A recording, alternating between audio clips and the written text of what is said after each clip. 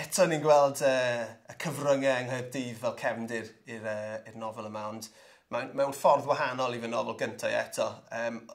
Yn ffawd, oedd Luke Swan, neu o'n ni y darllenwyr yn gweld y byd trwy lyged Luke Swan ac yn gweld ei safbwyntiau fe o'r diwydiant oedd e'n gallu gweld bod cymaint o le arni. Gyda'r nofel yma, mae wedi cael ei ysgrifennu yn y trydydd person i ddechrau, so ni'n cael darlun mwy gwrthrychol a cyflawn. A hefyd, dwi wedi symud i ffwrdd wrth y cyfryngau yn y cyfamser, a nawr dwi jyst yn arsylwi o'r tu allan, lle o'r blaen o'n i'n gweld pethau o'r tu fewn. Ac wrth gwrs, mae pethau diddorol iawn wedi digwydd gyda'n sianel genedlaethol ni yn y cyfamser, a sydd wedi gwneud fy swyddi o ddychanu y byd yna yn haws os unrhyw beth. Yn y nofel hon, dwi'n treol adlewyrchu'r byd sydd ohoni yng nghyfryngau Cymru.